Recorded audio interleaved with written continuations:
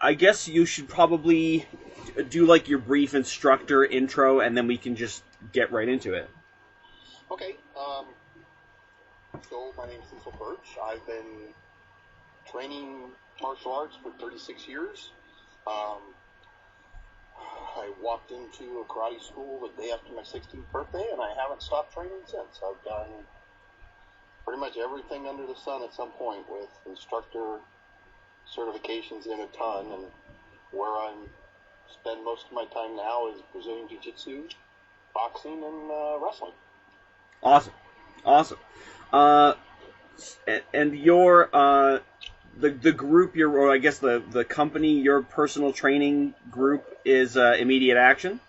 Immediate Action Combative, yeah, that's my little personal brand umbrella. When did you start that? I mean, technically, probably 2007 when I started doing open enrollment public seminars. I don't think I sort of didn't have an official name for it for a couple years. Yeah. So maybe, I don't know, with the actual name since 2009, maybe?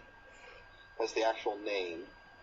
I've been doing it this way since like 2007. I see. And that was a couple years after you got in with Craig and the collective, as it were. Yeah. I kind of stumbled on them, and it was pretty organic, you know. It was I liked what a couple of the guys there were saying. I started looking at Craig after, I stumbled on Total Protection Interactive, his forum, and I started looking and kind of a little deeper specifically at what he was doing, and I thought that was really cool. I liked the general discussion, the tone. I've been online and been involved in stuff since like the dawn of the internet. Yeah. Like 93, 94 on AOL Yeah. folders. Yeah. But neither side wanted to listen to me. The martial artists didn't want to listen to me when I brought up guns, and the gun people didn't want to listen to me when I brought up martial arts. So, Yeah. I never had it there was never a place where I was like, yeah, this is cool. And TPI was kind of the first one that did it and wasn't stupid about it. Yes. It was very down to earth and very matter of fact.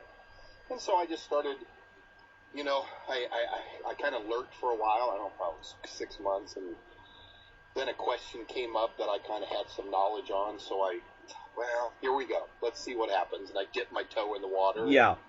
The response was good. And then from there, I just started talking to people, private messaging and stuff like that. I already knew Paul Sharp. Oh, okay. I've known him since 99, 2000. Oh, wow, I didn't realize you guys went that far back. Oh, yeah. That's kind of why I paid attention to TPI when I first stumbled on it. Because I'm like, oh, well, Paul's not going to waste his time on a place that's kind of stupid. So let me pay attention to this. I knew Paul. We were both involved with Straight Blast Gym organization. And I met him. We became friends. We weren't good friends or buddies. Yeah. But we became friends and over the years. And then when I saw him on TPI, I was like, oh, okay, let's give it a shot. And then from there, it was easier to talk more to him. Interesting. It was like, oh, hey, Paul, blah, blah, blah. And he goes, oh, is he going? We found we had more common ground than the environment at SBG allowed us really to talk about. Oh, yeah. And it just kind of extended. I talked to Craig, and we became, found out we were not on the same wavelength about stuff. And Chris Fry was the second person who ever brought me to a seminar. Oh, wow. And he kind of took a flyer on it. He took a chance. Mike Brown was the first guy, and he was friends with Chris, but still, Chris didn't really know me. Yeah. And I hadn't had much of a track record. I think I'd only done one seminar in Tulsa at that point. Huh. And, So then Chris, and then from there it was, got to know William, and then Larry came around, and then all the other people, just sort of, very organic, like the way real friendship should be, There wasn't... It wasn't like a business thing, Yeah, no, there was no business thing at all at any point. It was, we were we were all looking for the same truth in fighting and how we could teach it as well as train it type thing. And we all were honest to the problem. None of us thought we had all the solutions. None of us thought we were, the unassailable, unquestioned source of everything. Yeah, absolutely. And so it was, that kind of thing is rare, in the training community. Mm-hmm. And then to find a bunch of people like that, we wanted to talk to each other. Yeah. Because of that kind of stuff. It got to be, I'd call Paul or Larry, hey, this just happened to me, and I was training this, and I thought, and what do you think about this? And then they'd be, oh, that's really cool, I'll give that a try, or no, that's really stupid, we've already done that. And Yeah. Why. Yeah. But it was that, very organic growth of that kind of thing, and then the friendship just led to, hey, let's naturally work together. Absolutely. Not as a business thing, but because we like each other and we want to be around each other, and that's just sort of where it grew. And so now we're, I guess, the Chivalrous Collective. Yeah. And in a sense, you guys had the same goals. Yes. Yeah. And we all came to it from a slightly different perspective. Yeah. We had a teeny little bit, and we all had slightly different experiences, but we had a lot of very common ground. So it just, we basically all strengthened each other. Absolutely. It's funny that you mentioned that there's that separation between, like, say, the gun guys and the martial arts guys. Because when I was talking to Craig about it, I asked him what he thought about, like, his concept of the multidisciplinary tactician always being the outlier, like the guy who's willing to dig deep into all these different things instead of choosing one thing to be good at and just sticking with it and ignoring the other stuff. Right. And those guys seem to be maybe not as rare now, maybe not as rare as it seemed to be back then. It's certainly a growing thing these days. Oh, for sure. And we have guys like you and Craig to thank for that, absolutely. Well, it was funny, we talk about this every now and then. We'll say, we've won.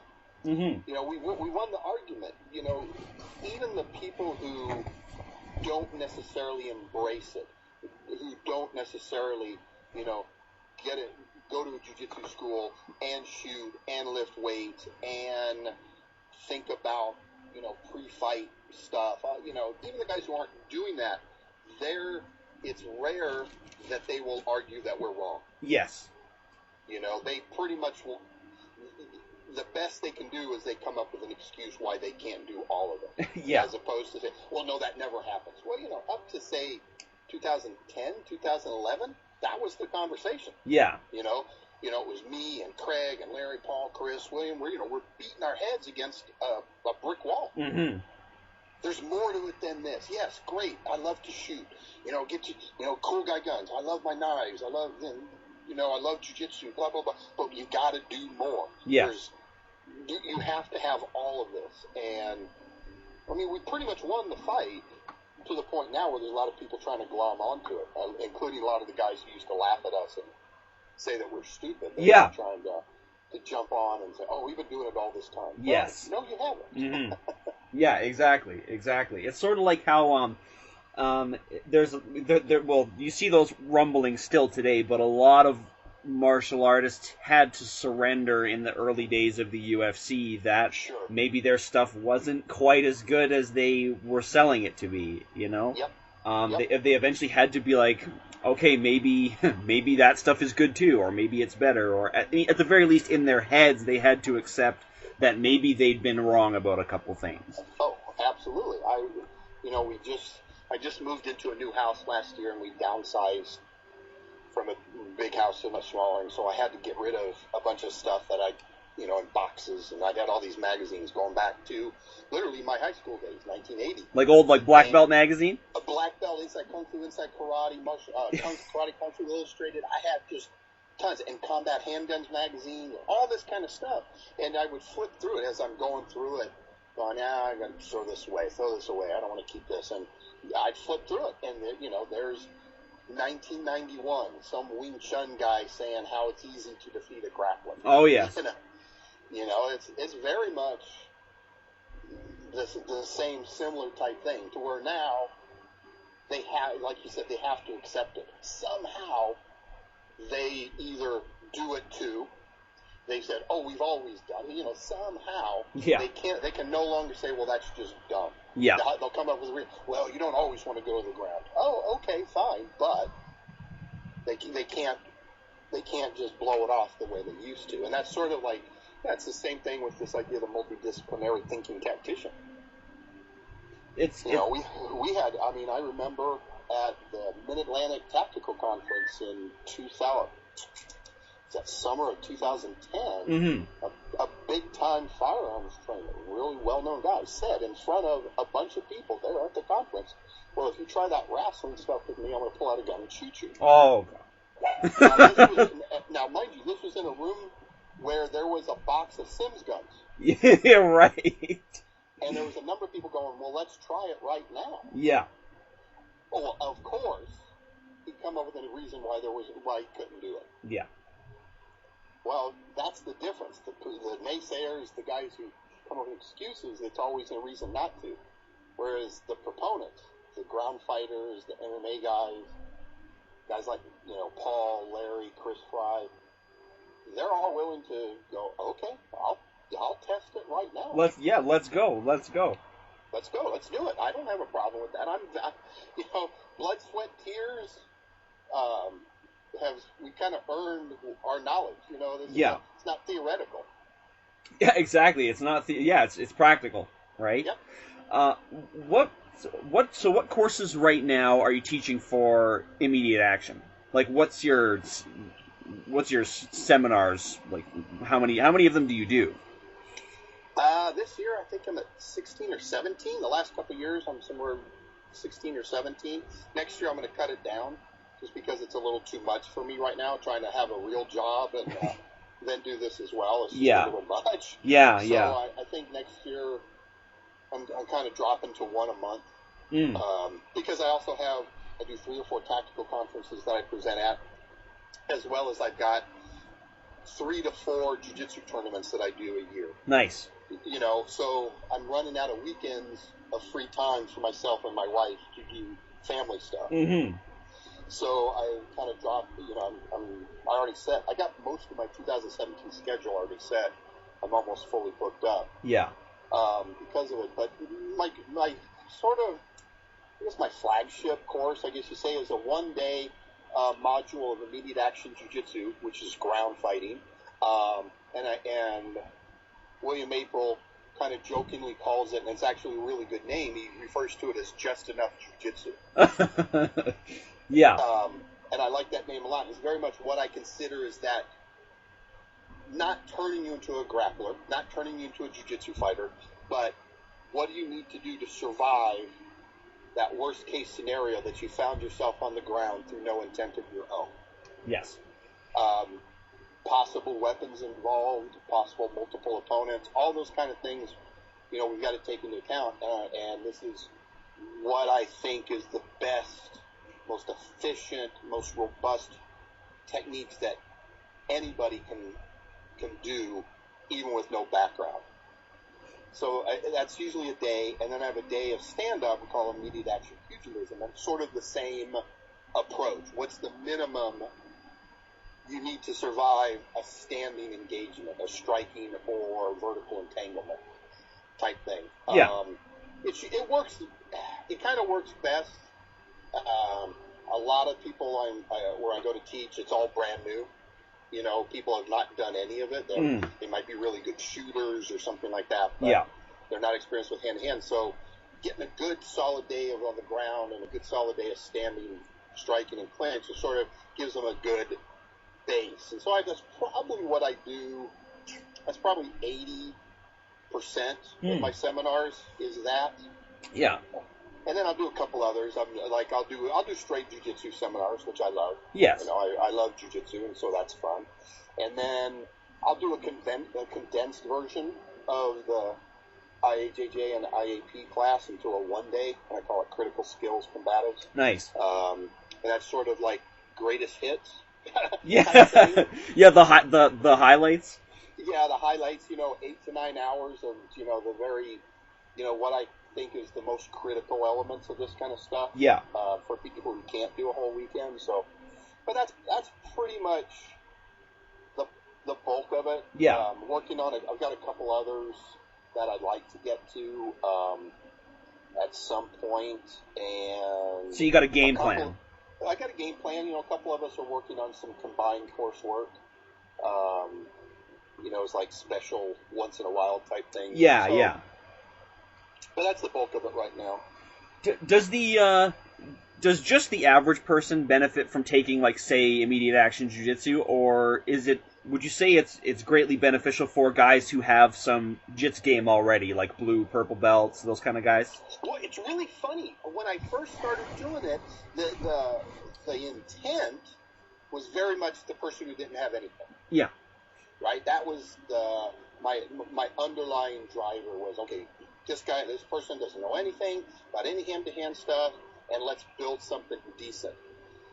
But as I started doing it over the years, then other people would start, they'd hear good things about it, or a friend would tell them, and I'd start to get people who have blue belts in jiu-jitsu, purple belts. I just did a seminar in South Texas, and I had 2 really good brown belts. Wow. In it. And I was always nervous the first few times it happened, because I'm like, this is what I consider fundamental. The most fundamental jiu-jitsu, the most fundamental striking, the most fundamental clinch work. And I'm thinking, brown belts have seen a lot or whatever. But yet I might get a better reaction from them. Because they're like, I never thought about that. I never heard it presented that way. Yeah. I never saw the integration with the jiu-jitsu with the weapons this way. So it's both. It's a really weird thing that I didn't, I wish I could say I was smart enough to have planned it. But I just lucked into it, that the material, because it's so fundamental, because it is multidisciplinary, it is, it's not just, hey, here's some jiu-jitsu, or here's some boxing, or here's some wrestling. It's, okay, now the guy's got a knife. Now he's got a gun. You've got a knife. Oh, wait, now there's multiple opponents involved. Yeah. And so once that all gets into play, people who might have a good game at something, they see the other 4 or 5, 6 avenues that they haven't trained. Right. And so they get something out of it, too, and it's almost like a whole, their look at jiu-jitsu or boxing or whatever is almost all brand new. And that's the thing about all the subtleties of jiu-jitsu is that even the way, I always like hearing different teachers teach the fundamentals, because just the way they'll phrase something, or just the way they'll describe a movement, like a hip escape, etc. Just the way they'll take a slightly different angle on it can be enough to make me say, wow, that clarifies something that I've always maybe felt, or that I've partially understood but couldn't really have described until now. Absolutely. And that's. Do you think the fundamentals are what kind of wins the fight? Oh, I don't think I know. It's more of a rhetorical question, almost. Yeah, almost, because once you've done it enough, once you've seen, and not even the multidisciplinary context on its own. Yeah. Just the pure. Just in general. Just in general, you'd look at pure jiu-jitsu, pure wrestling, pure boxing. Yeah. Even if from a pure shooting perspective, it's the fundamentals that get you through. Yeah, every now and then there's something special that comes on. Yeah.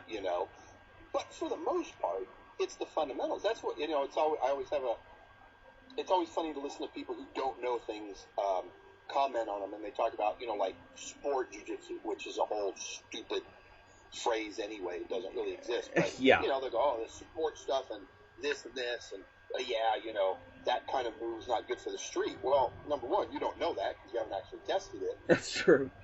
But their perspective is they don't even understand why it's being done. The reason that Haas Mendez will do inverted guard work or barambolos or weird stuff like that is because he's fighting another high-level black belt who you're already in the finals or the quarterfinals or the semifinals of the World Championships. Yeah. He's not fighting Joe Blow. Yes. And his life isn't on the line either. And his life isn't on the line.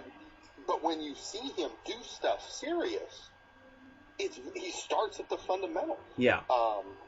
It's always a really funny thing because they just assume that that's all he does, and you lose sight of the fact that his core fundamental game is super tight. Yes. And then you get dumb white belts and dumb blue belts trying to copy the fancy stuff and have no. Yes. No foundation. Yeah, like they can't escape side control, but they want to do the De La Riva, right? Like, oh man. Exactly. But the cool thing is, when you have a great foundation, you can add any of those pieces at any time. Yes. Yeah, in a sense, the fundamentals, the foundation, they're the tree trunk that allows all the beautiful branches to grow and flower, right? Yep, absolutely. And so you go and now, just because we're adding stuff to it, like as Paul Sharp says, we're adding dirt to it, and we're talking about weapons and multiple opponents and fighting through life, that doesn't change the idea the idea that the fundamentals, the essentials, the foundational building blocks need to be different or need to be thrown away. No, they're actually more important. Yes. Because the stress level is higher and you have less time to think because you're like, oh my God, this is going on, and I got to worry about him accessing, deploying the gun, and then maybe his buddy coming out of the bar across the parking lot. I got to think about that. You can't think about executing a hip escape. Yeah. Right. Yeah. You got to be able to make it happen. That your body has to do it on its own. You're not coming up with some trick in the moment. It's just not going to happen. Yeah. Yeah. Like one guy commented on one of my videos. It was from my ECQC thing, and at one point I was inside control on a guy, and he managed to just kind of like swipe at my face with his foot. I mean, it's just one of these impulses that people have sometimes, right? They don't know what to do. They start kicking, and he was like, "Well, what if he kicked you in the face?" Well, that doesn't really solve his problem. I mean, it made me really mad. It's not gonna, like, if he's lacking the fundamentals, it's still not gonna go his way if that's the best he can do. Well, and here's the thing. I mean, and you've done enough training and you've gone with enough brand new guys, so this has probably happened to you, where you're going with that guy, you're in a good position, he doesn't know what he's doing, so he starts flailing away, and he hits you in the face with his elbow. Yeah. He catches you with the knee. Yes. Well, we don't fall apart. We don't, it's training. Our life's not even on the line, and we don't stop and go, oh my God, you hit me. No, you just go, ow, that sucked. Yeah. And you keep going. Well, it's going to be that much easier when the stress is on because you got the adrenaline dump and now you're fighting seriously. Okay, great, he kicked you. All right, now you're going to pay him back. Exactly. Now it's really on, I guess. I was holding you, and now you're going to kick me? Okay, well, I guess I'm going to finish the fight in a way you don't like now. A couple weeks ago, I was training with some coworkers, doing like gun and knife stuff because I like to, because a lot of those guys have never had the chance outside of a professional environment to do any of this sort of stuff. So I like to. I like, on a quiet night, we'll sneak the training guns and the training knives into the gym somewhere and get those guys going. And one of them elbowed me in the face by accident, and like a good back elbow. And I was like, wow, I'm not used to getting elbowed in the face quite from that angle. So it gave me something to think about, and he kind of stopped and was like, "Oh man, are you okay?" I was, "Yeah, this is I've been kicked in the balls and scratched in the face and punched and all sorts of things have happened to you just in the regular course of training. That when these things happen in a real fight or even just in other training events, it's not really it's not a big deal anymore. You just that hurts doesn't make you quit." Exactly. I'm carrying a front chipped tooth right now from a flailing spastic white belt. Yeah, the biggest hazard in the gym, absolutely. Yeah, my last concussion was from a white belt. I don't doubt it. Doing that kind of thing. Yeah, it's not that big a deal. I think people on the outside who have no idea about how jiu-jitsu is trained, they seem to think it's like this very light, very nice thing where like, oh, okay, I'm going to move this way and you're going to do this. And there's like no physicality. Yeah. And like nothing ever happens. Yeah, well, what happens, when you get your eye, ripped? Well, I get gouged and poked all the time. Yeah. It's, I get fish hooked all the time. I get my finger bent back. My daughter one time in the round had her middle finger pushed all the way to the back of her hand so far that it actually pulled pieces of bone from the joint away from the joint. Well, she didn't stop. She kept rolling because she was pissed at the guy and wanted to choke him out. Mm-hmm. So she kept rolling and didn't stop until the end round was over, and then went to the emergency room to have that x-ray. Jiu-jitsu is a very physical thing. Yes. Is it less traumatic than anything else? Absolutely. You can do this, and you can do it at a relaxed pace, and 80-year-old guys can do it, 60-year-old housewives, 4-year-old kids. Yeah. Great. But when you're serious, when you're training, when you're focused on a competition, or you're really, hey, I need to get better, belt promotion's coming up, and I got to train, we go hard, and it's a tough thing. So when it happens in a fight, it's like, whatever. Like in the same session where I got actually it might have been the one before that, but one of the same guys, he hit me with his thumb right under the eye and cut a bunch of skin off of my eyelid, and I actually gave me a black eye for at least a week.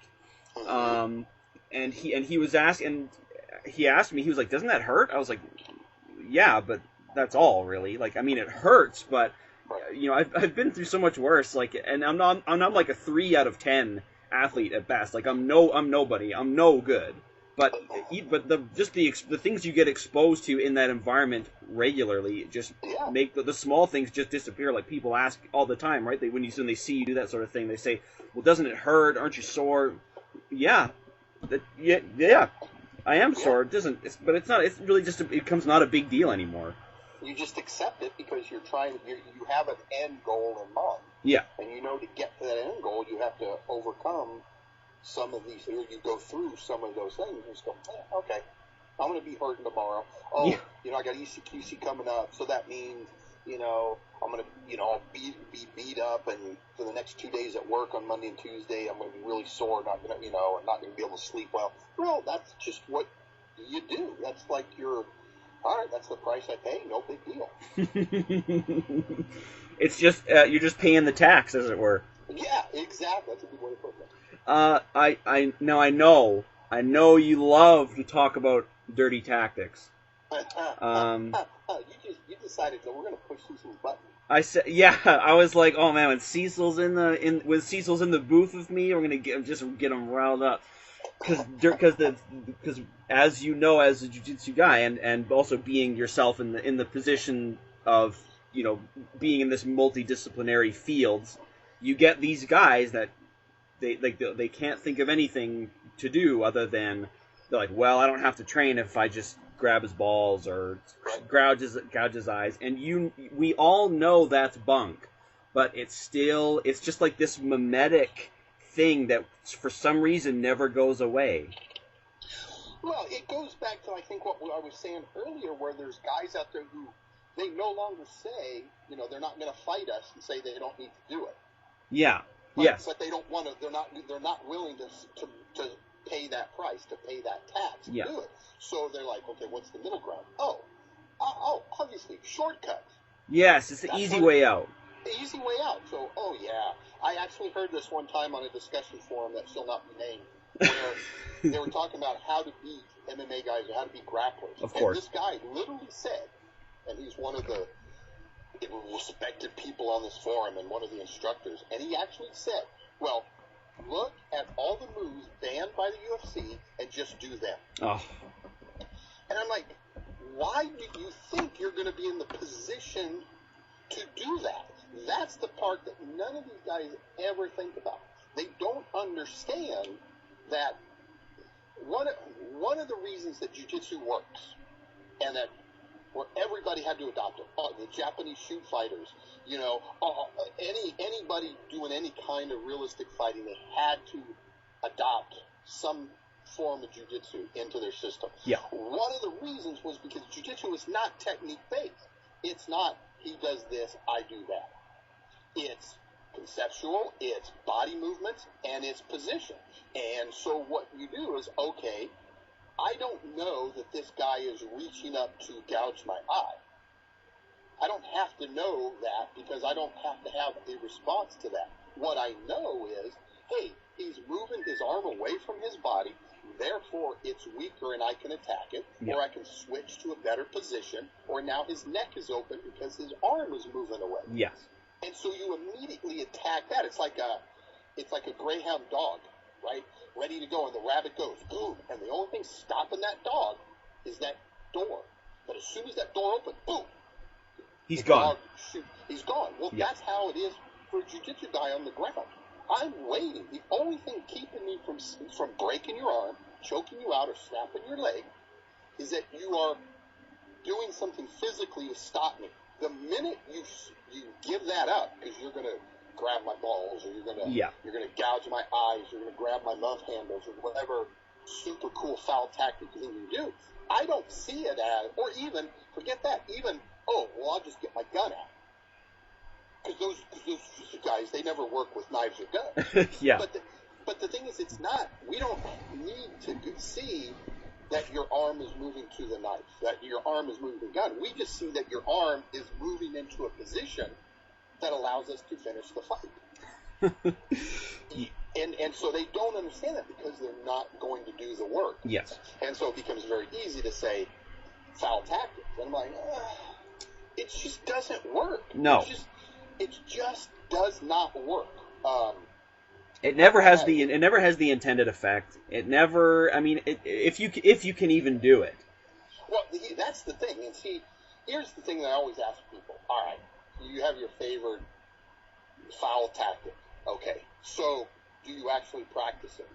Well, yeah, we put goggles on and I simulate gouging his eyes. I'm like, but you haven't actually practiced gouging his eyes, so you don't know if you can actually land the move in the first place under real conditions. You don't know if it's going to have the effect you think it's going to, because nobody's ever gouged the partner's eyes, because you're never going to have another training partner again after the one time. and so you're basing your life on a move you don't know that you can pull off and that you don't know is going to do what you think it's going to do. That's just ludicrous to me. And then on top of it, when you go and you actually put it into the context, like I said, against a jiu-jitsu guy who's not defending, who's not ready for you to move, to do a technique, he's just waiting for you to move in a way that makes you vulnerable. It's just a giant house of cards. Yeah.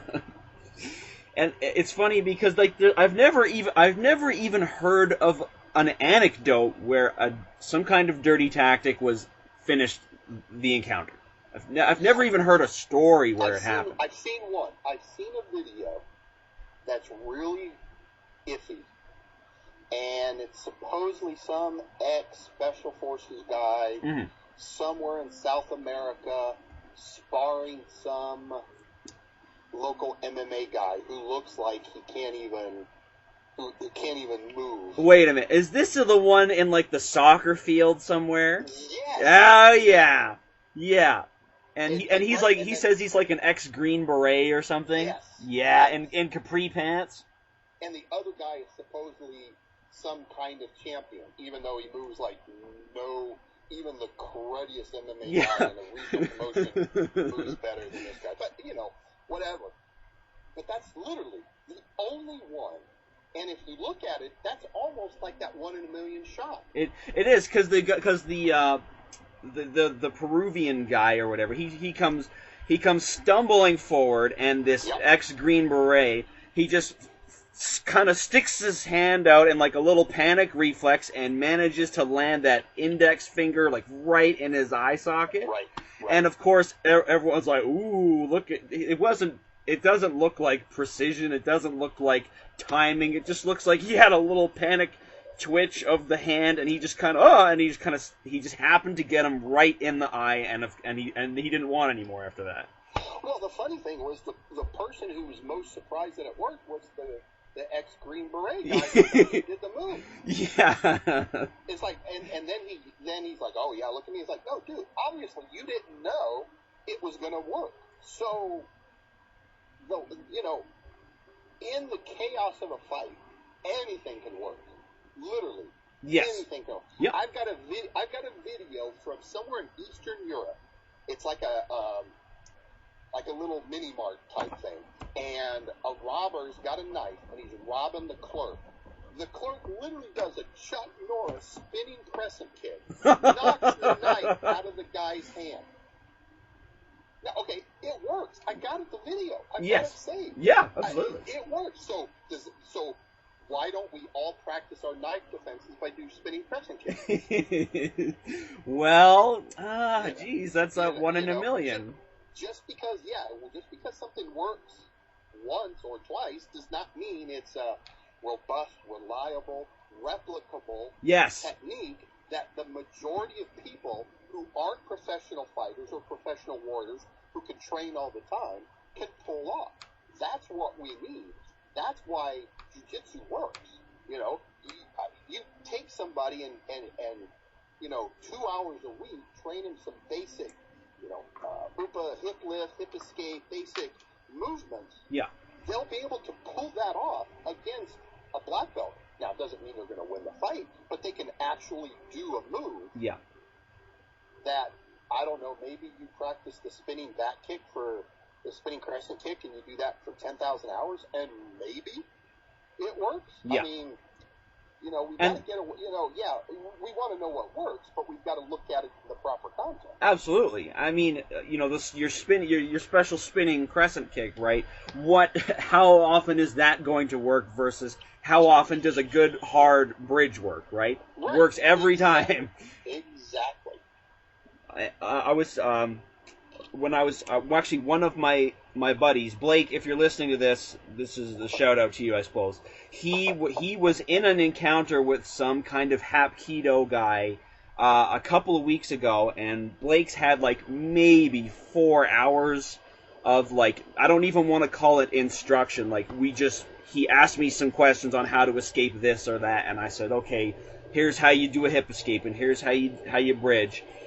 And I guess this guy was like some whatever second Dan Hapkido guy. I mean, all that kind of stuff. I just glaze over when people talk like that. Right. And I guess he just made this guy look like a complete ass. And actually, it's funny. I guess when my buddy scored mount on this guy, he actually tried to do the old groin clutch. Monkey steals the peach, and actually I hadn't thought of this, but actually when he was in mount, his pants were pulled tight and his jeans were pulled taut across his crotch, and he couldn't actually get any purchase on the goodies, as it were. I just showed that a couple seminars ago. I just showed that exact thing. No way. It's a very typical thing. It's a very typical thing. People look at this outside of actual application. They look at it from the outside, and they look at the shell, and they go, sometimes mount, sometimes guard, and they go, oh, I can hit the balls. Or I can grab them. And go, okay, no, look at it. So I in the middle of the seminar, I mounted the guy and said, okay, how are you going to hit me? And he's looking, and it's the same thing. There's nothing to grab, and he can't hit because my body and my arms are in the way. You know, it's just that people don't think about that kind of stuff. It's, you know, again, context. Yeah. We don't think about that kind of thing, and we look at the shell and go, oh, you know, that's. I got an article. I've been writing for about a month now on my blog that I want to put up, and it's analyzing this fairly well-known combatives guide teaching groundwork and how to defeat a grappler. And it's just literally, it is wrong from the first moment he opens his mouth all through like whatever 4 or 5 minutes of this video. Yeah. The problem is, I haven't been able to hit publish because I know no one's going to engage me on the substance of what I'm saying. They're not going to engage me on the critique. Yeah. They're going to engage me that, I'm attacking him. He's a competitor, and I'm just attacking him. It's like, forget that. You know, let's have a debate and discussion about the move. But it's not going to happen. Right. Because they don't. He literally is looking at from the outside. Done it, maybe a seminar, looked at DVDs, watched people in UFC and go, oh yeah, I come up with a counter for that. I come up with something. No, you haven't. And then practicing it or performing it on a compliant demo guide is not pressure testing. Yeah. So sorry, that's not those things are not the same. You know, but too many of the instructors are they want validation. They don't want to find the truth. And that's, you know, like we said earlier, that's why I became so close to people like Chris Fry and Larry Lindemann and Paul and Craig and Williams. Is because if I prove any one of them wrong on something, they're the first ones to go thanks. Because they're not walking around going, yes, I'm awesome. Everybody bow down to me. It's no, I just got a video that Craig sent me on that one of the guys that we work with had come up with an idea on something. And he said, hey, take a look at this.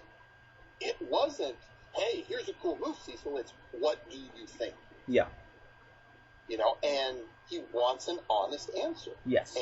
And that's the difference. You know, we've all been, God knows, I've been made to look stupid multiple times.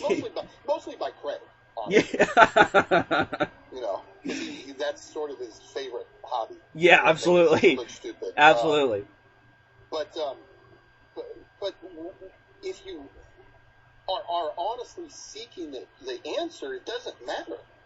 All right, great. I did all this work. I came up with something I thought was good, and it sucked. Okay, back to the drawing board. Or, you've got something better? Oh, well, I'll just do that.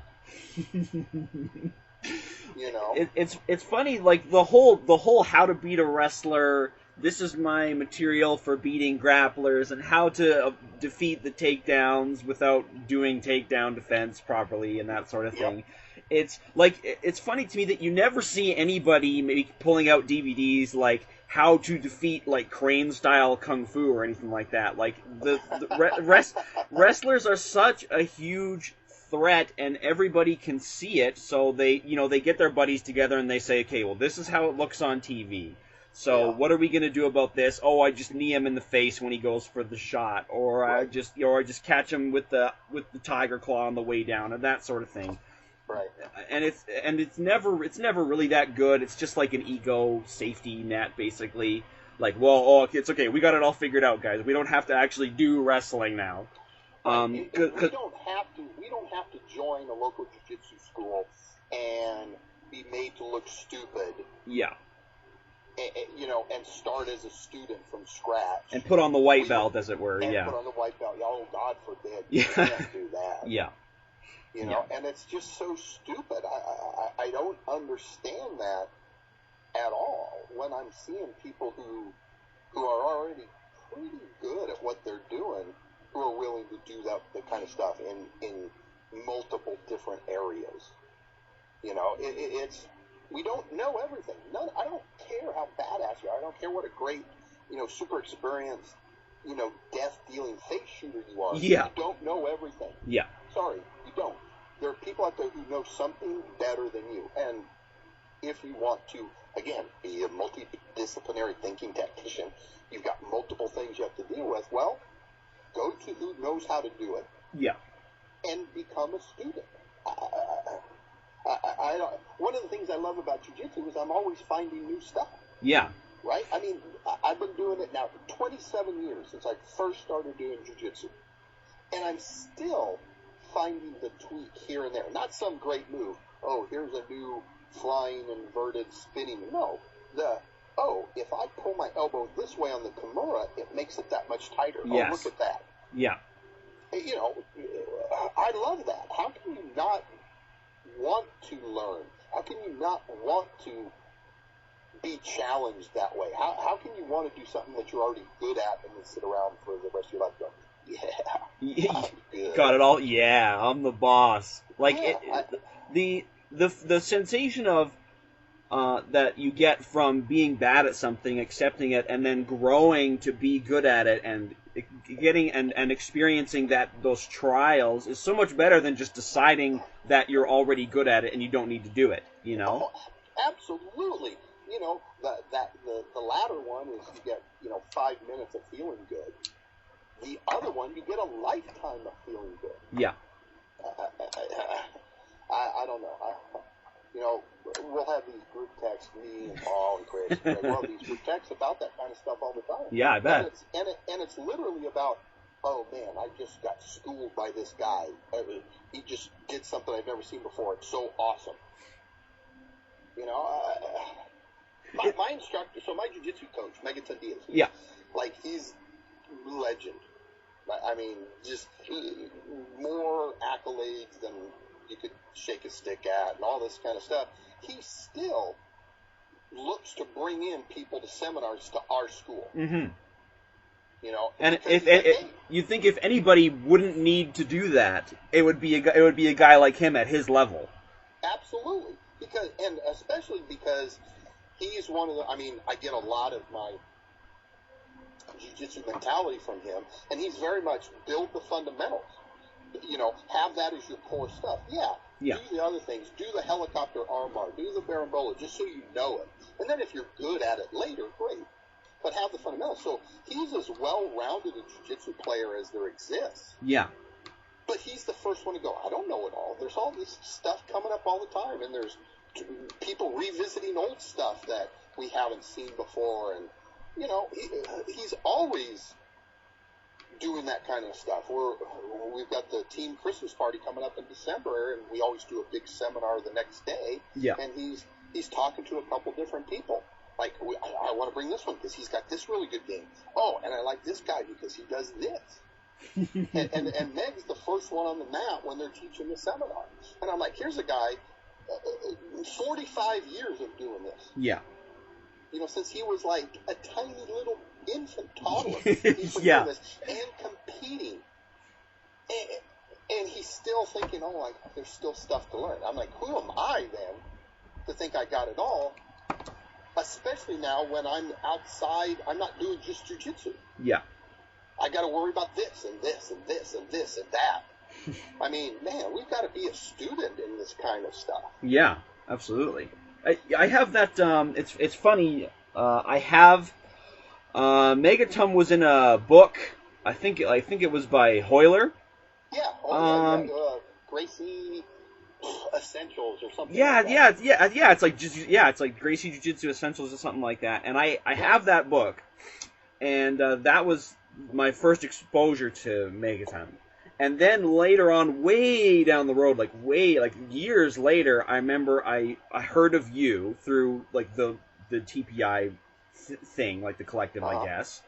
Okay. And I heard you say that Megaton was your coach, and I was like, holy shit, that is. I mean, I suppose a guy who's as big as him, it's not really that big of a coincidence, but it was just, I was like, oh, I know what that guy looks like at least.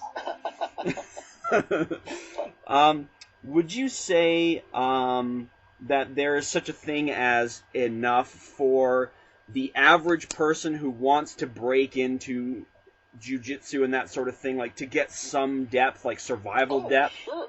Oh, absolutely. If you're looking, like you say, okay, I need that, again, that essential to what I need.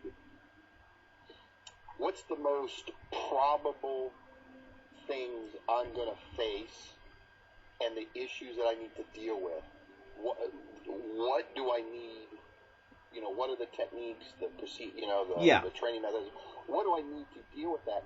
I mean, you could probably, if you're at a legitimate jiu-jitsu gym with a strong program, a good coach, a good amount of training partners, because that's, people always overlook that idea, right? Oh, yeah, I'm doing jiu-jitsu, but it's basically with me and my 5 buddies. Yeah. That's fine. There's nothing wrong with that, and I'm not criticizing that. But you learn something different when you've got 50 training partners. Yeah. All of whom compete, all of whom have their own thing. It forces you to be that much better. So if you're in that environment, that's ideally. If you get to the point where you're, say, a high blue belt, 3-4 stripe blue belt, maybe even a purple belt, mm-hmm. you've got everything you need. Yes. I don't think everything. You've got 98% of any of the ground fighting stuff you'll ever need. And then you spend the next 20 years trying to find the answers to that other 2%. Yeah, yeah. Well, then, they say, I forget what the term for it is, but it's that 80% of your results are for 20% of your repertoire. Yeah. Like your basic escapes, your positional stuff, how to hold the position, how to get to, from inferior to neutral to dominant, etc., etc. Yeah. It doesn't take a lot of work to at least gets enough depth that you can make it work, especially on somebody who has no game at all. Oh, absolutely. I see it all the time. I run the fundamental course classes at my coach's gym, so I'm responsible for getting everybody up to blue belt. So we'll have guys who've been training with me 4, 5, 6 months, and the new guy comes in who doesn't know anything. Yeah. Maybe he's even bigger, stronger, younger, more fit, and you put him with the 45-year-old IT guy but who's been doing jiu-jitsu for 6 months. The guy with 6 months is going to destroy, in a very nice, friendly, helpful way. Yeah. He's going to destroy that new guy. Yeah, he is like somebody with, and I don't know how long you think is like a good amount of time in, but I usually guess maybe 6 months. The average person who isn't like a physical beast or whatever is going to be putty in your hands at that point. Yeah, pretty much. I mean, for the most part, if you're going, say, twice a week, 2 hours a week to jiu-jitsu, and you're pretty consistent, 6 months, you're going to start to be able to dominate people who don't know anything. Yeah.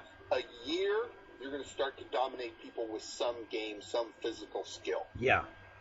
3 years, you're going to tear up most people on the ground. Yeah. That's sort of where it is. So somewhere in that 3 to 5 year period, at the max, you've learned 98% of what you need to survive. If that's all you're looking for, you don't care about jiu-jitsu with anything but, the minimum I need to survive the horizontal entanglement. Yeah. 3-ish years is probably going to take care of most everything. And again, 6 months to 2 years is going to take care of a whole lot of stuff. Absolutely. Absolutely. One thing that's come up recently, and you reminded me of it, is the competition thing. Like Stefan Casting recently was talking about whether you can be a black belt without competing and that sort of thing. And I imagine that's had a lot of discussion about it. I don't read a lot of it, so it does. I mean, I like Stefan Casting, and what he says about it makes sense. I don't know how you feel about it, but I've only been in I think I've been in 4 competitions, so not that much. I would actually like to get back into it. But do you feel that competition is something that most people should at least try once? Yes. I think you learn and pick up so much from a competition that is very difficult to get any other way. And it's certainly done in a quicker, more condensed way. I've talked to my coach about this a lot, especially since I started running the fundamental program, and it became my job to decide who's getting to blue belt. So I would talk to him, Meg, what do you think? How do you look at this? How do you, And one of the things he says is, hey, somebody could never do competition, and you're still going to get better. You're still going to get promoted. He goes, it's just easier for me to tell what level you're at when you compete, because now you might be the tiger in your gym. Yeah. But that might not necessarily be because of your level. It might just because of the way things match up. It might be other things. It might not be your jiu-jitsu. Yeah. But you go to a tournament, you have to compete at their time, under their rules, under their time constraints, in front of a lot of people watching. And you have to perform on demand against a guy who you might have never seen before. Yeah. Have no idea what he's going to do. Yeah. And if you can do okay against that, let's not even talk about beating him. Let's just say you do pretty decent against him. Yeah. As a coach, you can look at that and go, okay, well, that tells me a lot about his game and where he's at. Mm-hmm. So I think it's good to do a couple competitions just to get that feel, the adrenaline rush. Yeah. It's like ECQC. It's not, I've talked to a ton of people. I've done both. I've had that stupid fist helmet on. I've had two people on top of me trying to shoot me. Yep. And I've done competition. So it's fairly similar. When everything's going against you, the pressure, the intensity, the adrenaline dump, it's pretty close. It's similar. And so any of that helps us. It just makes us be able to perform under stress. Yes. Which is all that fighting is. We can have all the techniques in the world, but if we can't perform because we're too stressed out, because we get, deer in the headlights, then it doesn't matter. So competition is it's sort of a condensed way of telling your coach or anybody else, or even you, where you are. Yes. If you go to if you get to blue belt and you go to a tournament and you fight in the blue belt division and you get beat by every other blue belt in that division, well, guess what? You're the worst blue belt around. Yeah, yeah. Or if you beat every blue belt in the division, you are a pretty damn good blue belt. Yeah. There's no, there's no, well, maybes about it. Yeah. It either is or isn't. Mm-hmm. And I don't think nobody should be forced to compete. Nobody should be forced to do that kind of thing, and it shouldn't be a prerequisite for a promotion or anything else like that. Yeah. Right? You should be treated just the same as the guy who competes at every tournament. Yeah. But it does give your coach certain things. Mm-hmm. And I think it's a good idea. As for black belts, being a black belt, never competed, there's plenty of them out there who never really competed. And I always wonder,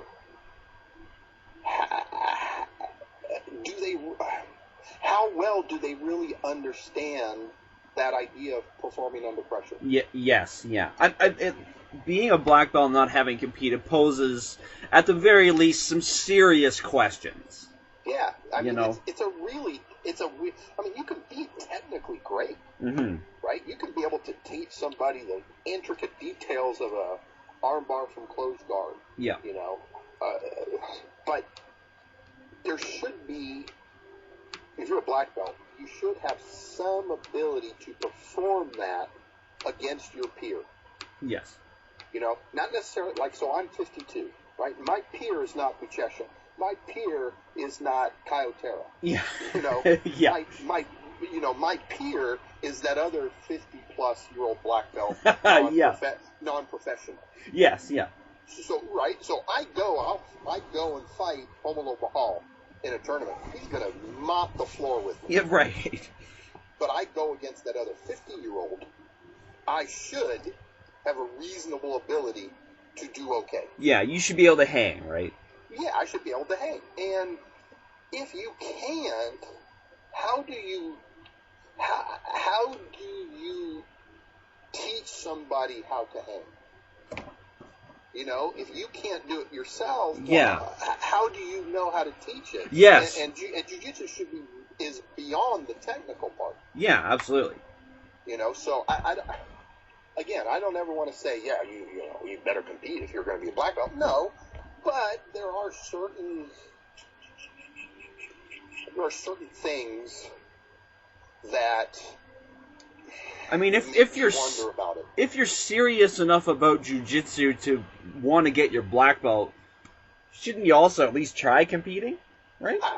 Well, and here's the beautiful thing about jiu-jitsu, right? Even though the sport has gotten very popular and a lot of people compete and there's a lot of competitions, it's never lost its idea of, it's still as rude as a fighting martial art. Yes.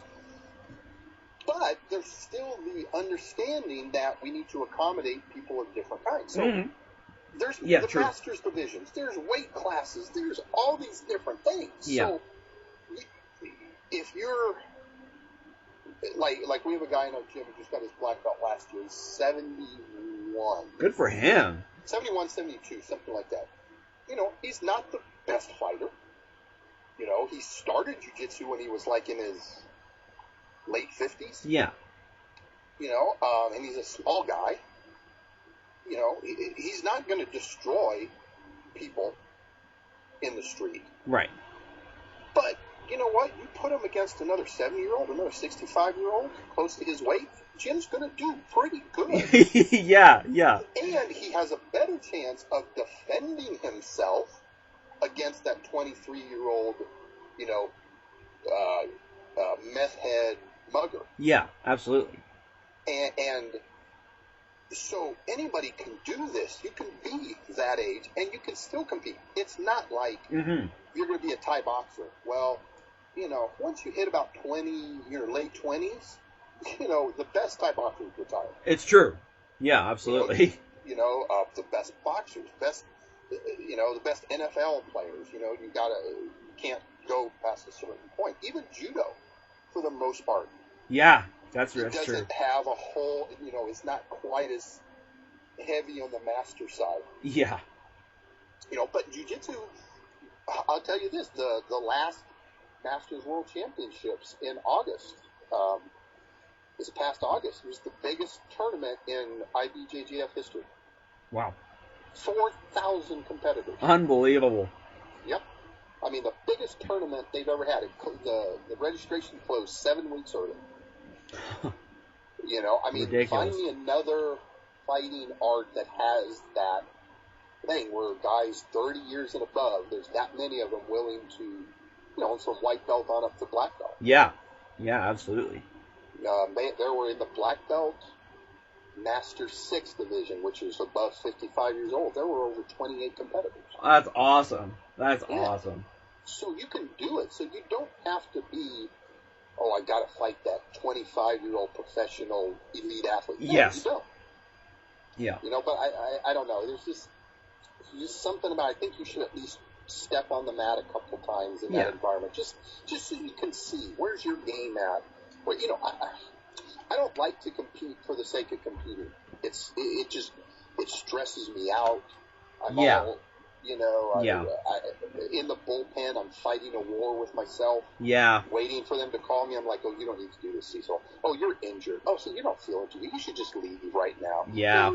Let him DQ you. You don't have, But the reason I compete is because I need to beat that voice. Yeah. Right? Yeah, absolutely. I can't listen to that voice. I have to stay there and I have to get on the mat. And then I've won, regardless of what happens. After, once the ref says kombucha, I've already won because I've done the hard part. That's why I do the competition. I think that's kind of like an important thing for people. Yeah, being able to, especially if you're going to be a black belt or a black belt who at some point might teach somebody. Yes. Yeah, being able to make scratch in the first place is so hard. It's so hard. Not only I remember probably, I think it was my second competition. Just when I think about it, I get the shakes a little bit because I was like the competition, like everybody was staring each other down before and like you just get that tension. Oh man, I'm getting the shakes right now just thinking about it, and it was just like, I get myself worked up if I just kind of think about any of the last couple competitions. Or I have one guy that I fought 4 times, Kelly Rundle, great fighter, an awesome fighter, and an even better person. I fought him 4 times and I've come close, but I've lost all 4 times. So if you give me 2 minutes to sit here and think about it, I'll get the shakes. I can, get myself all, discombobulated just from that. But you know what? I'm still gonna compete. Yeah, absolutely. I think you mentioned it being sort of like ECQC, and I definitely agree that when I think of those times when I was at my most anxious at tournaments and such, like once you kind of get in on the mat, it's after you make that first contact, it kind of goes away. Here's the thing, though. Here's the thing. Not to interrupt you, but see, that's a really important part because for a lot of people, it doesn't go away. But it's important to know that. See, that's the thing. That's how we know we have a reasonable idea that we can pull this off even under the enormous life or death stress because, you get the shakes and you're all worried. You're like, oh my God, this is so bad. The referee says, Kombacha, you start, and all of a sudden you're playing your game. You just do your thing. Yeah, fair enough. That's kind of what you need if some guy's trying to kill you. Yes, yeah. And I think that's an important thing. And the guys who freeze up, well, you better find out in a competition. Yeah. That the referee says, go, and you're like, oh, well, good. You know it now. Now learn how to fix it. Yeah. Because you're not going to get the do-over in the street. I might be almost backdating my own experience there because when I think about my first competition, I barely remember it at all. But my second one I remember very well, and I remember who was there, who I fought, who were the guys. I remember what division I was in. Yep. Like my first competition, I mostly remember it through the pictures. But the second one and then the second one anyway, the part I remember the most about those early ones is that, and it's sort of similar to ECQC, is that moment before you go in and you're waiting for, and it's almost time for Craig to pick me, and I'm like, he's gonna pick me next time, and I'm like, what am I gonna do if he does this? Should I do this or like this, and you also get worked up watching other people go as well. So you're thinking, okay, this happened to this guy. I don't want that to happen to me, so I'm going to do this. And then you get yourself all worked up. And then, like let me think. I've trained with Craig now. I've done ECQC twice and EWO twice. So now, if I still go through that process, like I'm still like, okay, what am I going to do if this happens, blah, blah, blah. But when I'm actually in it, I forget all of that and I just I'm just in it, I'm like, okay, I have a task right now based on what's happening to me, and all the stuff, all the plans I had completely disappeared. Yep. And I think, and that's probably pretty real. That's probably how it's going to be if you have built a fairly decent skill set that's kind of ingrained semi-subconsciously. That's what's going to happen. Yeah. It's the same thing. I mean, the stress is stress. Yeah. There's no different chemical for being attacked by a guy versus, being a competition, right? It's the same stress. It's just how fast and how much is dumped into your system. Yeah, absolutely. But it's still the same, and we still have to react to it the same way. And, that's why I think competition in that sense is really good because, like you said, you go, okay, I can perform. We do ECQC, and which really the EVOs are a competition. Yeah. Competition doesn't have to be like some formal event. Yes. The stuff you get out of it is still the same thing. And yeah, you're also competing against yourself in ECQC as much as anybody else. Oh, well, see, I think you're always competing against yourself. Yeah, that's true. That's true. Even in a jiu-jitsu competition. Yeah. You can never control, or even for self-defense, you can never control what the other guy can do or is capable of or what he knows or what his intention.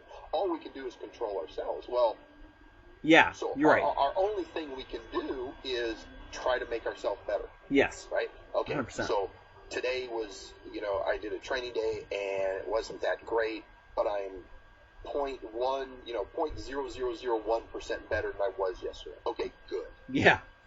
As long as we're, going that way, as long as it's a positive, it can be very small increments, but as long as we're going that way, and we're getting better each day, that's our competition with ourselves, and we're winning.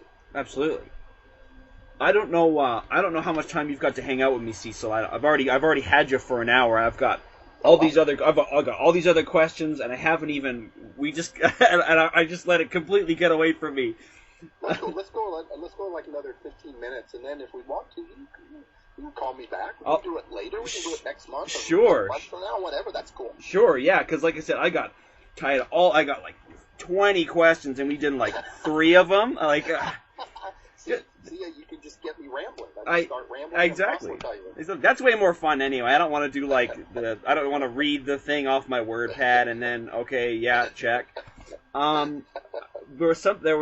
We talked before about how everyone likes the fancy stuff, and there's like this certain aesthetic appeal to it over the boring fundamentals, right? Sure. It's kind of like this like the fetishization of fanciness. Sure. And that's one thing that you, I think, would encounter in the traditional martial arts community. Not to call those guys out, although I do it all the time, so why change now?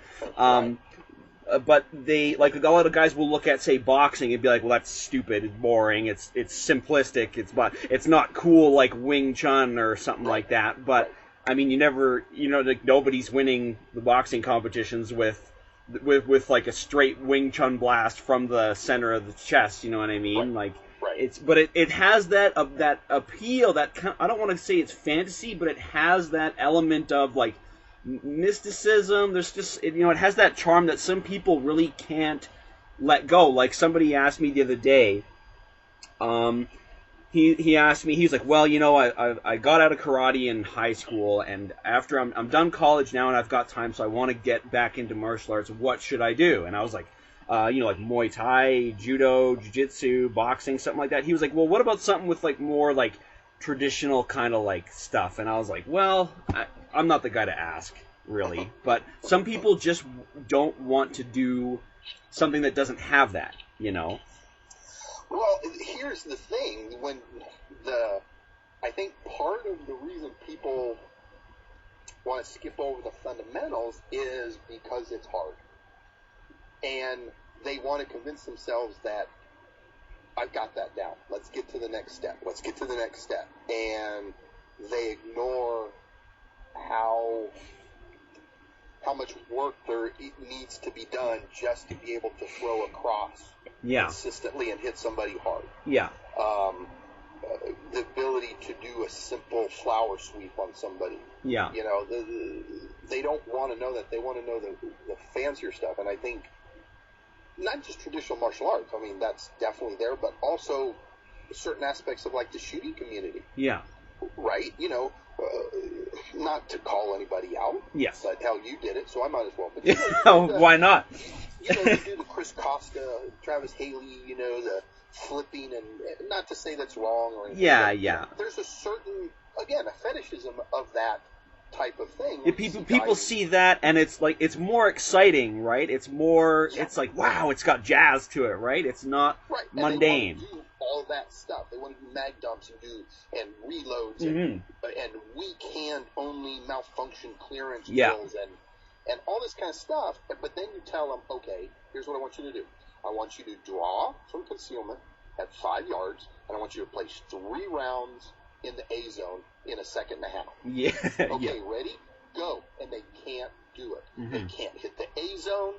They can't make the time. They fumble the draw. Everything else. But that's the start. Yeah. That's the fundamentals. But nobody wants to do that. Nobody, if you look at, like... Guys want to do, like, tactical reloads and stuff like that. They don't want to do... They want drills, right? They want, give me a different drill. Okay, well, here's this one. Okay, great, I did that one. Yeah, but are you any good at it? Yeah. Like, you do something simple like dot torture. how many people are honestly really doing shooting dot torture? Because it's not cool. It's not fun. It's kind of fun. Your mistakes are gonna be amplified when Yeah. you come out, and you're gonna go, shit, I'm not as good as I thought I was. Yeah. You know, and the traditional martial arts have a tendency to do that same thing. It's like, hey, let's do this. And Let's break some boards and.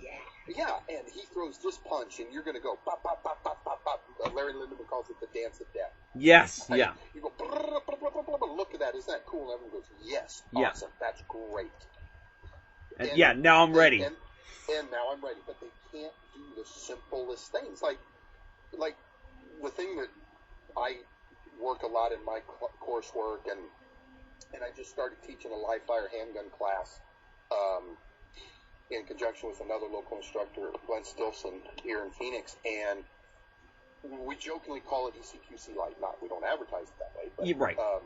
But it's a similar type stuff, and I've got the blessing. Before I did it, I asked Craig, for it, but a lot of what we were doing in the class was footwork, moving against another guy with a blue gun.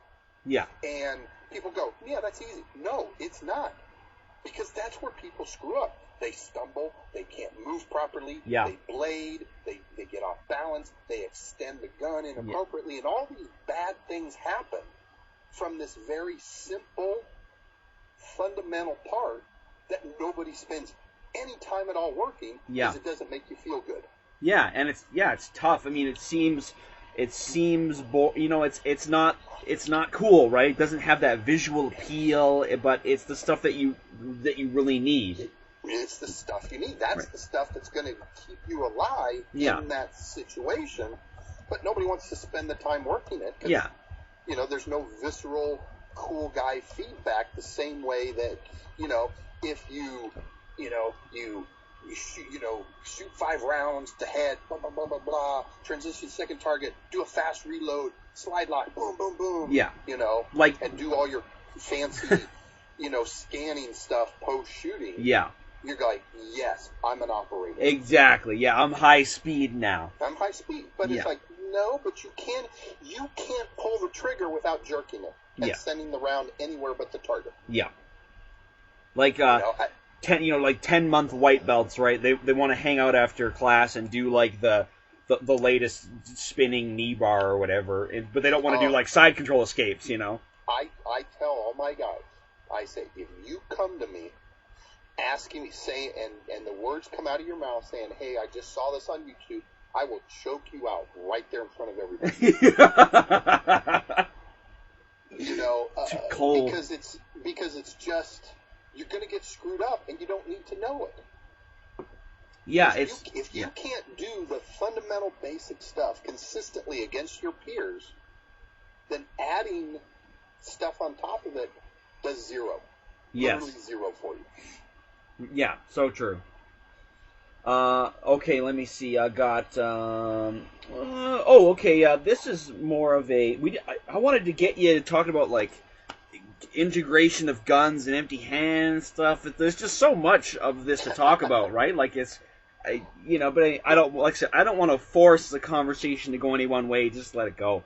But we'll say that we'll have part 2 just on that. Sure, absolutely, because contextualization. I was thinking about it. I was thinking about it in the shower today or something like that. But I was like, when we say contextualization of skills for this or that situation, like, what does that really mean? Like, how do I plan for a situation where I don't know what the context will be until it happens, but we would still call it contextual. Like, we can kind of plan for like the lowest common denominator, what's most likely, you know what I mean? Like, I guess that's what we mean when we say contextualization.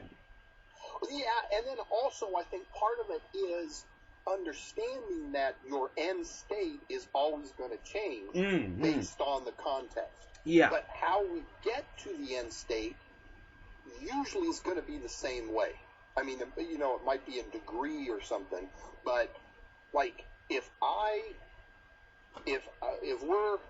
I'm assaulted by somebody, I react a certain way. I do something X, Y, and Z, and I get to a point where I'm controlling you. I'm in a dominant position where I have a ton of options and you have very little. then I can decide, well, what is the right answer to this? Yes. Should I just hold you there for the cops to come? Yeah. Should I beat the hell out of you? Yeah. You know, should I stab you in the face? What is the best answer? But how I'm getting there, because see, that's where I think a lot of this falls apart, is people think that because there are different contexts, that everything is different. But it's not. It's really not. It's all I have to do if Uncle Steve at the wedding is getting drunk. I was gonna say, like, the solution for like my drunk uncle is gonna be different than, you know, this guy and his buddies trying to get me in when I'm getting out of my car at my house. Well, it's going to be different in the sense of level of force and where you end up. Right. But your physical techniques are generally going to be fairly close to similar stuff. Right, yes. Yeah. You know, and that's where we can simplify what we're trying to do instead of trying to come up with, oh, we're this, you know, like you said, how do you know what the context is? Well, it's really hard because there's a bunch. I mean, we can make it, you know, we can kind of think of stuff that's really the most likely, and then we have the things that maybe the second tier most likely type stuff or whatever. But in general, it's still a lot. Yeah. But my basic fundamental skill set for all those answers are going to be the same. Yeah. You know, and it makes training slightly easier. You know, because we don't quite have to know as much stuff as we may think we do, you know, when we first look at this vast, right, you know, chaotic ball. Like when I want to win in the clinch or win on the ground, the process of me getting from one position to the other is going to be the same, but what I do when I get there is going to be different. Right. You know, and maybe when you know it's a one-on-one sport thing, you can afford to be less situationally aware of what's going on around you. Yeah. Whereas if you're doing the street, you better send out the radar pings every now and then. Yeah. To make sure you're not hyper-focused on the guy. But the physical process, the things you're physically doing are still, for the most part, essentially the same. Yes, right. I think I've tried to explain this before to some. I think maybe I might have just been yelling on Twitter or something like that. But I said people say that when you talk about sport skills versus street skills, when I manifest a sport skill in the street, I do it the place I'm doing it is different, but the way I drop my weight and I throw that long straight is more or less the same as when I'm in the gym. You know, I'm manifesting that skill the same way. Yep, you're doing exactly that underhook, that near side underhook with a far wrist tie control is the same when you are practicing MMA and you've got this guy up against the cage and you're looking to knock him out. Yeah, is the same as when you're like, okay, I've got him here, but I'm looking to get him in a position where I can get my gun out and do a mag dump into his fucking skull. Yes. Yeah. Exactly. Right? But it's still, like you said, it's still exactly the same thing. Yeah. You know, there's no major difference between the two. And again, you know, the whole idea of the sport versus street, you know, competition jiu-jitsu for self-defense, complete bogus. It doesn't exist because I'm doing the same moves.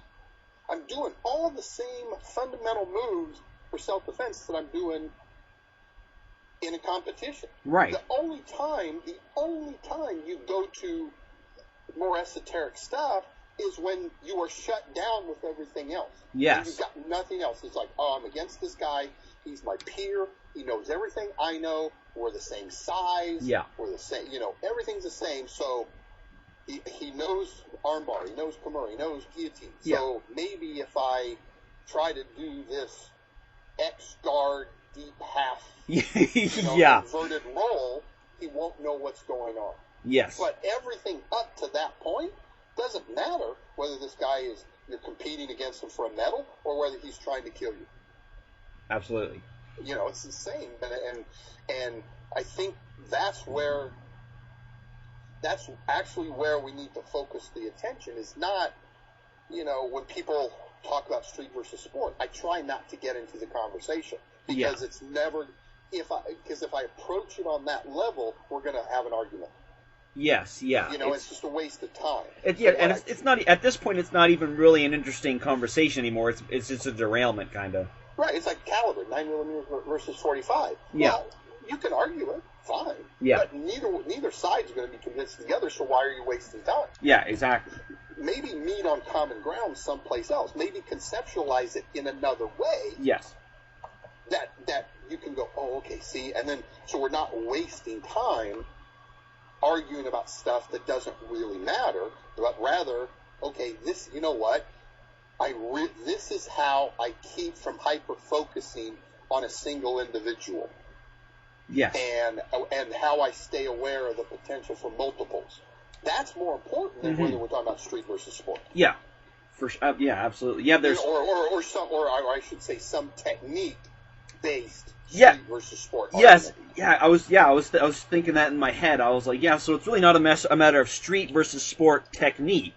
It's a matter of street versus sport attitude, for example. Right, attitude and how we're going to bring the proper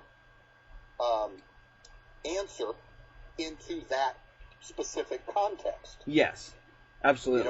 And that's where we should spend the time, and not waste it on oh well, a chin jab is better than a cross, or an eye gouge is better than a kimura. Yeah. Speaking. Okay, so we've had 15 minutes. I know you probably got stuff to do. Since you brought up the chin jab, I just very, very brief, like yes or no, palm strikes. What do you think? I think everything has its place. Here's my problem with that idea, palm strike type open hand stuff, is when the proponents of that say that a closed fist is more likely to damage your hand than the open palm. That's where I have the problem, because that's a flat out lie. Absolutely, it is. The hand is a fragile tool. Yes. You are going to hurt it differently hitting with an open palm than with the fist. Yes. Both can take you out of the fight. Both can get hurt and still be in the fight. Yes. And again, that's where I'm like, I prefer the closed fist. Yeah. It's a simpler thing. It's easier to train and focus on. But if you like, open palm strikes, cool, that's fine. I don't have an issue with it. Yeah. My issue then is just accept that it's not, don't try to make yourself feel better or smarter by saying your way is better than mine. Yeah. Because it's not. We can talk to orthopedic surgeons, anatomists, all these guys, and none of them will say that this formation of the hand is intrinsically stronger than this formation. Yeah. They're just going to look at you like, why are you even bringing this up? You're retarded. Yeah, fair enough. And so I like the simplicity of the closed fist. Yeah. Plus the fact that with a lot of open palm strikes, we get into the same area of like eye gouges and stuff where you can't quite do it the way you want to do it for real to get the full effect, so you can't ever train it. Yes. Well, I can train my cross. I can train my lead hook. I can train my rear uppercut all day long on another resisting opponent with freedom of action. And I know whether or not, A, I can pull it off, and B, whether it's going to hurt them in the way I want it to hurt. Yes. So for me, that's just a better, easier answer. Yeah. But again, just like the street versus sport caliber thing, I don't care. Yes. Just understand that we're all kind of equal in all this. Yeah, that way is not necessarily any better. Yes. It's just not. Until somebody can see, because I've talked to a couple people and asked them, where's your scientific evidence that this is stronger than a closed fist? Yeah. And it just doesn't exist. No, it doesn't. It can't. It's theoretical. It's theoretical. Yeah. And I can come up with lots of anecdotes about the efficacy and strength of a closed fist. Like if you look back, For sure. Like I've got a ton of books. I'm a history. I'm a book geek and I'm a history geek anyway, and so I've got tons of books going back to the 1860s and stuff on boxing. Yes. Where, a lot of stuff about pre-Marcus Queensberry rules, bare knuckle boxing. Yeah. And you know what's always absent from the stories of the fight? Palm strikes. Open hand. Nobody ever talks about destroying their hands. Yeah. They're hitting with close fists, but they never talk. They never talk about, oh well, he hurt his hand in the first round and couldn't use it. That never comes up. I see. Yeah. Same with Brazilian volley judo, right? Because volley judo goes back to like the 20s. Yes. Right, and we're talking about up to the 90s before they put gloves on. Yeah. 70 years of guys doing it, and there's a book out where the guy literally goes through all the newspaper and magazine things in Rio over the 70 years, and he documents all the volley judo fights. Yeah. And again, guess what's sadly missing from the reports of the fights? Broken hands. Damage to broken hands. Yeah. So I have tons of anecdotes like that to say, hey, my way's better. Yeah. But here's the thing, Mick Koo, who's a combatives guy in the UK, great guy, yeah, super knowledgeable. Oh, have you met him? What's that? Have you met him? Did you train with him? Oh yeah, we trained together. We've hung out. Oh, awesome. Last time I was in the UK, I spent half my visit there at his house. Oh, wicked. Or in the gym together. Yeah, he seems like a guy that's really doing it. And he's very down to earth, and he's very much in that. Don't tell me what you think. Prove it to me. Yeah, right? Show me what you can do. Show me what you can do, and if you're going to say that there's scientific, then show me the documentation. But he said to this thing, this is just brilliant. He goes, the plural of anecdote is not evidence. Right. Yeah. It's not. It's just anecdote. It's more. So I can come up with tons of anecdotes my way, but nobody can come up with the proof one way or the other. So you do your thing, I do mine. Cool. Yes. But don't tell me that I'm an idiot, and I won't tell you you're an idiot. Yeah. I mean, and let's just train and focus on how we can make this stuff work. For sure, absolutely. Yeah, you're right. We got that measured approach. I imagine is probably pretty defeating to a lot of these guys who it has to be their way. Right, exactly, because Mick does a lot of open palm strike, but he's not negative on closed fists. Yeah.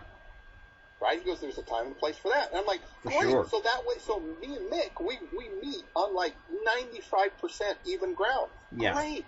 So guess what? That means we could teach a course together and help people. Yeah, for sure. As opposed to going, oh, you don't know what you're doing, and no, you suck. Yeah. It's just again, waste of time and energy. Mm-hmm. That said, I can't remember the line. I mean, I'll do a couple focus mitt rounds with bare fists. I wouldn't prefer to do it with open hands, but I mean, if some guy wanted to try it, I would love to see it. Yeah.